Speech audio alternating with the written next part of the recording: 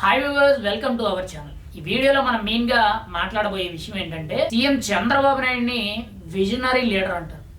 మరి visionary leader లో ఎవరికి ఏ విధమైన విజన్ అనేది కనిపించింది అనేది పక్కన పెడితే ఆయన గతంలోనే అంటే ఇప్పుడు 1990s లోనే 2020 విజనరీ అనేటట్టు 2020 విజన్ అనేటట్టు అప్పటికల్లా కూడా ఆంధ్రప్రదేశ్ ని ఒక ఉన్నతమైన స్థాయిలో ఒక ఉన్నతమైన సిటీ కింద డెవలప్ చేసే విధంగా ప్రతి ఒక్క విషయంలో కూడా ముందుకు పోయే విధంగా డెవలప్ చేయాలి, అభివృద్ధి చేయాలనే నేపథ్యంతో ఎన్నోసార్లు చెప్పడం జరిగింది. అయితే మొన్న 2019 ఎన్నికల్లో ఆయన ఓడిపోవడం జరిగింది. అప్పటి నుంచి కూడా ఏదైతే వీళ్ళు 2020 విజన్ అనుకున్నారో ఆ విజన్ అనేది దాదాపుగా 10 ఏళ్ల పాటు వెనక్కి వెళ్ళిందని మనం అయితే చెప్పుకోవచ్చు. ఎందుకంటే ఆ గత 5 ఏళ్ల పరిపాలన అనేది అంత అస్తవ్యస్తంగా ఉంది. దానివల్ల వాళ్ళు ఏదైతే ప్లాన్ చేసుకొని పలానా పర్టికులర్గా దీన్ని అభివృద్ధి చేస్తే ఈ రంగం అభివృద్ధి చెందుతుంది, ఈ రంగం అభివృద్ధి చెందితే ఇంతమందికి అవకాశాలు లబ్ధి చేకూరుతాయి అనే విధంగా చంద్రబాబు నాయుడు అయితే గతంలోనే 2020 విజన్ అనేటట్టు ఒక మాట ఉండేది.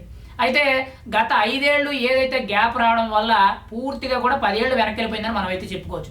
కానీ ఇప్పుడు 2024లో కూటమి ప్రభుత్వం అనేది మెయిన్గా పవన్ కళ్యాణ్, చంద్రబాబు నాయుడు, నారా లోకేష్, ఇటు బీజేపీ వీళ్ళందరూ కూడా కీలకంగా ఒకటే మాట, 2047లో స్వర్ణాంధ్రప్రదేశ్ గా 2047 కల్లా ఆంధ్రప్రదేశ్ అనేది ఒక విజన్ లో నడవాలి, ఒక కీలకమైన అభివృద్ధిలో నడవాలి.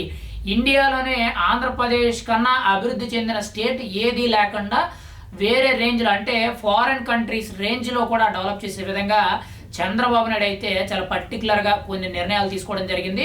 ఆ నేపథ్యంలోనే కీలకంగా తాజాగా చూసుకుంటే చంద్రబాబు నాయుడు స్వర్ణాంధ్ర 2047 టార్గెట్గా ఒక విజన్తో వర్క్ చేయడం జరుగుతుంది. ఆ నేపథ్యంలో ఆల్రెడీ ఒక కార్యక్రమం కూడా దానికి తగ్గట్టుగా చేపట్టడం జరిగింది. అందులోనే కీలకంగా చూసుకుంటే 10 సూత్రాలు, ఈ స్వర్ణాంధ్ర 2047 ఏదైతే ఉందో దానికి సంబంధించి 10 సూత్రాలు అనేవి పట్టి ఈ స్వర్ణాంధ్ర 2047 ఏదైతే సంవత్సరానికల్లా కూడా సంపన్నమైన ఆరోగ్యం, సంతోషకరమైన ఆంధ్రప్రదేశ్గా తీర్చిదిద్దడానికి చంద్రబాబు నాయుడు ఒడిగట్టారని చెప్పి మనం అయితే చెప్పుకోవచ్చు. ఖచ్చితంగా రాబోయే రోజుల్లో 2047 కల్లా కూడా ఆయన ఏదైతే ఒక విజన్ అనుకున్నారో అందులో 10 సూత్రాలు అయితే చాలా బలంగా చెప్పడం జరిగింది. అందులో మొదటి చూసుకుంటే పేదరిక నిర్మూలన. ఏదైతే పేదరిక నిర్మూలన అనేది ఇప్పటి వరకు కూడా మన రాష్ట్రంలోనే కాదు దేశంలో కూడా చాలా పెద్ద ఎత్తున ఉందని మనం అయితే చెప్పుకోవచ్చు. దాన్ని నిర్మూలన చేయాలనేటట్టు ముందుగా చంద్రబాబు నాయుడు గారు అయితే ఒక మాట అనుకోవడం జరిగింది. దాని గురించే ఈ సూత్రాల్లో పెట్టడం జరిగింది. అండ్ రెండోది ఉపాధి కల్పన. అంటే ఉద్యోగ అవకాశాలు అనేవి చాలా పెద్ద ఎత్తున ఉద్యోగ అవకాశాలు అనేవి తీసుకొచ్చే విధంగా, ఇండస్ట్రీస్ అన్ని కూడా తీసుకొచ్చే విధంగా, ప్రతి ఒక్కరికి కూడా వాళ్ళ కష్టం మీద వాళ్ళు నిలబడే విధంగా సీఎం చంద్రబాబు నాయుడు అయితే తన యొక్క విజన్ లో ఇది కూడా పెట్టడం జరిగింది. ఈ సూత్రం కూడా కలపడం జరిగింది. అండ్ నెక్స్ట్ చూసుకుంటే నైపుణ్యం, మానవ అభివృద్ధి అండ్ నైపుణ్యం, మానవ వనరులు అండ్ మెయిన్ గా చూసుకుంటే ఏదైతే స్కిల్ డెవలప్మెంట్ కి సంబంధించి కానీ ప్రతి ఒక్కరికి కూడా ఒక నైపుణ్యం, ఒక ప్రత్యేకించి కూడా ఒక సాంకేతిక సంబంధించి కానీ లేదంటే టెక్నికల్ గా వాళ్ళకి ఏదో ఒక నైపుణ్యం అనేది ఉండాలి. దానివల్ల వాళ్ళంతటి వాళ్ళే ఉద్యోగాలు చేసుకోగలుగుతారు, వాళ్ళంతటి వాళ్ళే వాళ్ళ కాళ్ళ మీద ఆధారపడగలుగుతారు అనేటట్టు ఒక నైపుణ్యం, మానవ వనరుల అభివృద్ధి అనే కాన్సెప్ట్తో ఈ సూత్రాన్ని కూడా పెట్టడం జరిగింది. అండ్ నెక్స్ట్ చూసుకుంటే ఇంటింటికి కూడా నీటి భద్రత. ప్రతి ఇంటికి కూడా ప్రభుత్వం తరపు నుంచి ఏవైతే మంచినీరు వస్తాయంటే పంచాయతీ నీళ్ళు లేదా మున్సిపాలిటీ నీళ్ళు అని ఏవైతే చెప్తారో వాటిని కూడా చాలా పరిశుభ్రంగా, అంటే నీళ్లు కొనుక్కునే అవసరం లేకుండా పంచాయతీ నీళ్ళే చాలా శుభ్రమైన నీటి వచ్చే విధంగా ఆల్రెడీ కేంద్ర ప్రభుత్వానికి సంబంధించిన కొన్ని నిధులు అనేవి కేటాయించుకొని ఆల్రెడీ కేంద్రం నుంచి ఉన్న పథకం ఏదైతే ఉందో జలశక్తి ఏదైతే పథకం ఉందో ఆ పథకాన్ని కలుపుకొని ఇక్కడ ఆంధ్రప్రదేశ్లో కీలకంగా చూసుకుంటే పంచాయతీరాజ్ శాఖలో పవన్ కళ్యాణ్ అయితే దాన్ని ముందుకు తీసుకెళ్తున్నారని మనం అయితే చెప్పుకోవచ్చు. ఈ సూత్రం కూడా కీలకంగా చూసుకుంటే చంద్రబాబు నాయుడు అయితే 2047 విజన్లోకి ఏర్పాటు చేసినట్టు మనకైతే చాలా కీలకంగా తెలుస్తుంది.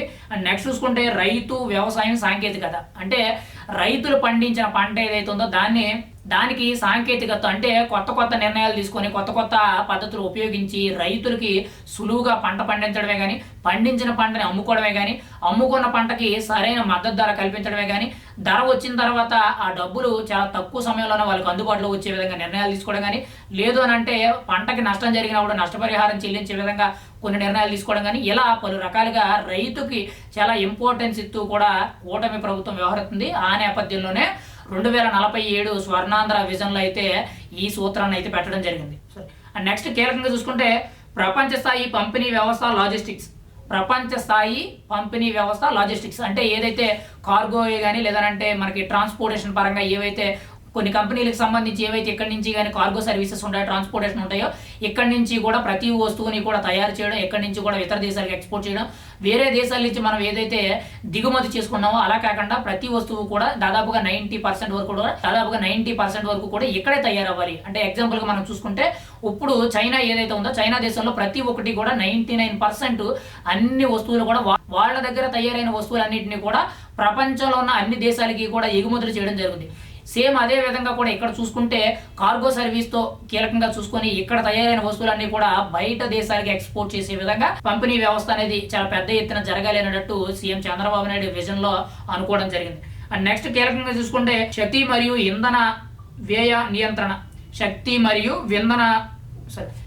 మరియు ఇంధనాల వ్యయ నియంత్రణ. అది ఏదైతే ఫ్యాక్టరీస్ కానీ మనకి సోలార్ పవర్ కానీ ఏవైతే ఉన్నాయో వీటిల్ని చాలా ఎక్కువ శాతం రాబోయే రోజుల్లో మొత్తం సోలార్ పవర్ కానీ విండ్ ఎనర్జీలు కానీ ఇలా ఏవైతే పవర్కి సంబంధించి కొన్ని ఫ్యాక్టరీస్కి సంబంధించి ఇంధనాలకు సంబంధించి చాలా కీలకంగా వ్యవహరించి వాటిని కూడా పెద్ద ఎత్తున వాటి మీద పూర్తి నైపుణ్యంతో వాటిని ఇంకా డెవలప్ చేసే విధంగా, వాటిని ఇంకా ఎదరికి తీసుకెళ్లే విధంగా వాటి మీద చర్యలు తీసుకునే ఫలం అయితే ఖచ్చితంగా రాబోయే రోజుల్లో వాటి వల్ల మనకు అన్ని విధాలు కూడా కలిసి వస్తుంది. ఇటు ఆంధ్రప్రదేశ్ అభివృద్ధి చెందుతుంది, రెండోది వచ్చేటప్పటికి ప్రజలకు కూడా కరెంట్ లో కానీ లేదంటే వేరే వేరే ఇష్యూల్లో కానీ వాళ్ళకి ఎంతో కొంత బెనిఫిట్స్ అయితే ఉంటాయి. అంటే ఈ శక్తి మరియు ఇంధనాలు ఏవైతే ఉన్నాయో మెయిన్ గా విద్యుత్ రంగానికి సంబంధించి ఏవైతే కొన్ని ఇబ్బందులు పడుతున్నారో అవన్నీ కూడా కొంతవరకు కూడా తగ్గించడం జరుగుతుంది. ఈ విధంగా చూసుకుంటే ఖచ్చితంగా ఇది కూడా 2047 కల్లా దీన్ని కూడా ఒక స్థాయికి తీసుకురావాలన్నట్టు సీఎం చంద్రబాబు నిర్ణయించుకోవడం జరిగింది. అండ్ నెక్స్ట్ చూసుకుంటే అన్ని రంగాల్లో కూడా పరిపూర్ణ ఉత్పాదన, అంటే అన్ని రంగాల్లో ఏ రంగమైనా అని లేదు, ప్రతి రంగంలో కూడా పరిపూర్ణ ఉత్తీర్ణత, ప్రతి రంగంలో కూడా పరిపూర్ణ ఉత్పాదన అనేది రావాలి. ప్రతి ఒక్కరు కూడా నైపుణ్యంతో ఉండాలి. అంటే వాళ్ళంతటా వాళ్ళే ప్రతి దాంట్లో కూడా పరిపూర్ణ నైపుణ్యత తెచ్చుకొని ప్రతి ఒక్కరు కూడా ఆ ప్రొడక్ట్ ఏదైనా కానీ లేదా ఏదైనా కానీ ఏ రంగమైనా కానీ దాంట్లో వాళ్ళు చేయి తిరిగిన వ్యక్తుల కింద ఉండాలి. దానివల్ల కొంతమంది వాళ్ళంతటా వాళ్ళే అభివృద్ధి చెందడం, వాళ్ళకు ఇంకొంతమంది ఆధారపడి పని చేసుకొని ఉండేవాళ్ళు వాళ్ళు ఆధారపడడం, వాళ్ళ ప్రభుత్వాలు ఆధారపడడం, అక్కడి నుంచి కూడా బయటకు ఎక్స్పోర్ట్ జరగడం వల్ల వాటి వల్ల వేరొక వ్యక్తులు అంటే బయట దేశాల్లో ఉండే వ్యక్తులు వ్యాపారాలు చేసుకుంటే వాళ్ళ కూడా కొంత ఉపాధి ఉండదు. ఇలా పలు రకాలుగా ఎవరి నైపుణ్యాన్ని పెంపొందించుకొని వాళ్ళు అన్ని రంగాల్లో కూడా పరిపూర్ణ ఉత్పాదన అనేది పెరగాలి. ప్రతి రంగంలో కూడా వాళ్ళంతటా వాళ్ళు కష్టపడి తయారు చేసి ప్రతి దాని మీద కూడా అంటే ఇతర వ్యక్తుల మీద ఆధారపడకుండా ప్రతి ఒక్కటి కూడా డెవలప్ చేసుకునే విధంగా వాళ్ళ కాళ్ళ మీద వాళ్ళు నిలబడాలనేటట్టు ఉత్పాదన అనేది పెరగాలి. అంటే ఇప్పుడు చైనాలో మనకు ఆల్రెడీ చెప్పుకున్నాం, ఎనీ ప్రోడక్ట్ ఇప్పుడు మనం వాడుతున్న ప్రతి వస్తువు కూడా చైనాదే, దాదాపుగా 99% చైనా నుంచి తయారయ్యే వస్తాయి. కానీ అలాంటి రోజు మనకు రావాలి అని అంటే ఖచ్చితంగా ఇప్పుడు చంద్రబాబు నాయుడు ఏవైతే చెప్తున్నారో ఇవన్నీ కూడా ఖచ్చితంగా పాటించవలసిన అవసరం అయితే ఉంది. అయితే నెక్స్ట్ చూసుకుంటే సమగ్ర విధానాలతో స్వచ్ఛాంధ్ర, అంటే రాష్ట్ర వ్యాప్తంగా క్లియర్ కట్గా చూసుకుంటే ఎక్కడా కూడా చెత్తా చెదరం అనేది లేకుండా స్వచ్ఛ ఆంధ్ర చాలా నీట్గా క్లీన్గా గ్రీన్ ఆంధ్ర కింద ఉండాలి. ప్రతి చోట కూడా మొక్కలను పెంపొందించడం, చెత్తా చెదరం అనేది ఎక్కువ లేకుండా డంపింగ్ యార్డ్లన్నీ కూడా క్లీన్గా ఉండడం, మురికి వాడలు అనేవి చాలా తక్కువగా ఉండే విధంగా చాలా క్లీన్గా స్వచ్ఛాంధ్ర కింద నిర్మూలన చేయడం. అండ్ మెయిన్గా కీలకంగా చూసుకుంటే అన్ని దశల్లోనూ సమగ్ర సాంకేతికత ఉండాలి. అన్ని దశల్లో కూడా సమగ్ర సాంకేతిక అనేది ఉండాలి. ప్రతి ఒక్క విషయంలో కూడా సాంకేతిక నైపుణ్యాలు, అంటే ఏదైతే టెక్నాలజీకి సంబంధించిన ఇష్యూస్ ఏవైతే ఉన్నాయో అవి రాబోయే రోజులు ఇప్పుడులో ఫారెన్లో ఏవైతే ఉన్నాయో అవన్నీ కూడా ఇప్పుడు 2047 కల్లా కూడా మన ఆంధ్రప్రదేశ్లో ఇవన్నీ కూడా ఉండే విధంగా సీఎం చంద్రబాబు నాయుడు అయితే ఈ స్వచ్ఛ ఆంధ్ర 2047 అనే ఈ కార్యక్రమాన్ని చేపట్టి ఖచ్చితంగా రాబోయే రోజుల్లో ఒక స్వర్ణ ఆంధ్రప్రదేశ్గా, ఈవెన్ చెప్పాలంటే ఒక ఫారెన్ కంట్రీలో ప్రజెంట్ ఎలా ఉందో అలాంటి సిచ్యువేషన్ అనేది 2047 కల్లా కూడా ఆంధ్రప్రదేశ్లో చాలా బాగా ఉండే విధంగా డెవలప్మెంట్ చేయడం జరుగుద్ది. ఖచ్చితంగా ఇప్పుడు ఏవైతే ఈ 10 సూత్రాలు మనం చెప్పుకున్నామో దానిని కీలకంగా చేసుకొని ఈరోజు కూటమి ప్రభుత్వమే కానీ సీఎం చంద్రబాబు నాయుడు విజనరీ లీడరే కానీ వీళ్ళు కీలకంగా ప్రత్యేకించి కూడా 2047ను టార్గెట్ చేసుకొని ఒక అభివృద్ధి దశగా ముందుకు పోవడం జరుగుతుంది. మరి ఎంతవరకు జరుగుద్ది అనేది మనం అయితే చూడాలి.